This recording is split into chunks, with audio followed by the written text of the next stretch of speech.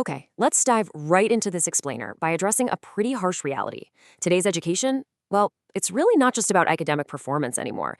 It is about surviving an environment that's completely packed with immense pressure, incredibly high expectations, and just constant stimuli.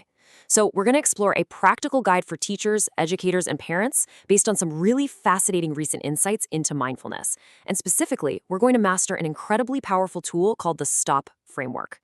Think about it. Are your students facing heightened stress and constant distraction? If you're an educator or a parent, you are probably feeling a ton of responsibility and pressure right now, just watching kids deal with all these complex emotional issues.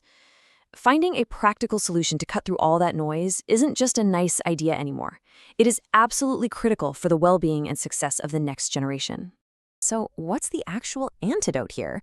Well, mindfulness in education is essentially the practice of helping students, instructors, and entire school communities cultivate a real awareness of the present moment. And this is achieved through focus, quiet, and self-control.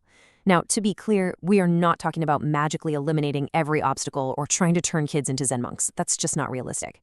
Rather, it's about equipping both kids and adults with practical tools so they can actually cope better with the unavoidable academic pressures and social obstacles that are going to come their way. What we really want to do is move away from that deeply ingrained habit of reacting on autopilot. During moments of classroom friction or at-home frustration, that knee-jerk reaction usually ends pretty poorly. Instead, we want to shift toward intentionally pausing, thinking, and acting. Now, obviously, that's a simple shift in theory, but to actually pull it off in the heat of the moment, that requires a very specific technique. Which brings us to part 1, the STOP framework explained. We are going to master a highly actionable, remarkably simple technique that you can literally start using tomorrow morning. It breaks down into 4 steps: stop, take a breath, observe, and proceed. Let's break down exactly how each step de-escalates stress and helps completely refocus the mind. Step 1. The S stands for stop. Literally just pause. When a stressful event triggers you, maybe it's a massive classroom disruption or a super difficult homework assignment, your brain just wants to instantly react. By physically and mentally hitting the brakes, you disrupt that dangerous autopilot reaction right before the emotional momentum completely takes over. Next up is T, which means take a breath. Once you've managed to pause, you just take a slow, deliberate inhale. And then exhale, bringing your awareness entirely to your breathing. Now, this isn't just about getting oxygen. It is all about centering your mind.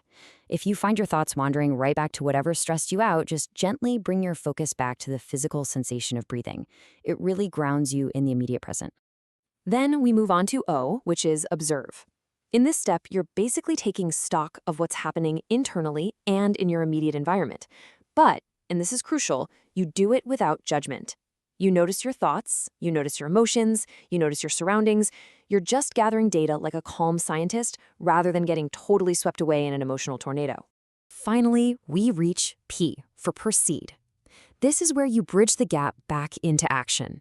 Because you took the time to stop, breathe, and observe, your response to that classroom challenge or personal frustration is now deliberate.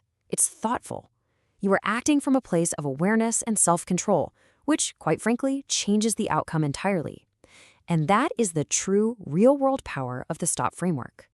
Let's transition to part 2, real-world mindfulness strategies.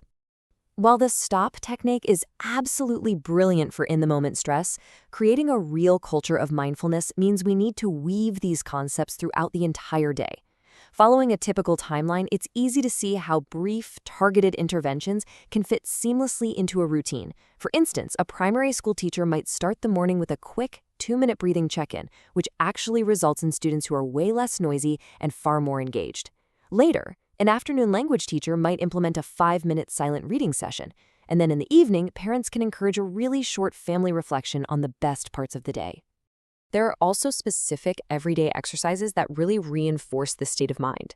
Asking kids to just list 3 things they are grateful for massively boosts emotional resilience. Creating mindful transitions, like doing some short stretching between lessons, totally resets the energy in the room. But honestly, perhaps the most absolutely crucial element is modeling mindfulness yourself. Because let's be real, kids are excellent hypocrite detectors. They learn by watching us manage our own stress and by watching us speak respectfully. Moving into part 3, the holistic benefits. When these kinds of practices, like the STOP framework and those daily reflections, become a consistent habit, the ripple effect across the community is profound. We see it in three key groups. First, students gain much better focus, real emotional management, and way less anxiety. Second, teachers experience less workplace stress, they actually find better job satisfaction, and they vastly improve their classroom management. And third, parents get to enjoy a much deeper connection with their kids, which supports healthy emotional development and just enhances overall family relations. It's literally a win-win-win scenario. Finally, part 4, avoiding common pitfalls.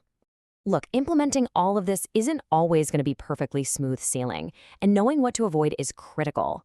First off, a steady pace wins the race. If you expect instant perfection, you're only going to get frustrated.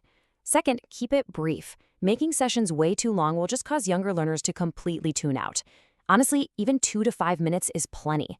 Third, and I cannot stress this enough, never ever employ mindfulness as a discipline tool. Yelling, "Go to your room and be mindful," completely defeats the entire purpose of the exercise. And finally, just make sure your activities actually adapt to individual needs. And above all, try to maintain consistency. As we wrap up this explainer, I want you to think about exactly when and where you are going to use your very first STOP moment tomorrow. When are you going to pause, breathe, observe, and then thoughtfully proceed? Because ultimately, you have to ask yourself a tough question. Are you managing your classroom in your life, or is your stress managing you? The power to take back control might literally just be one deep breath away. Thanks so much for joining me.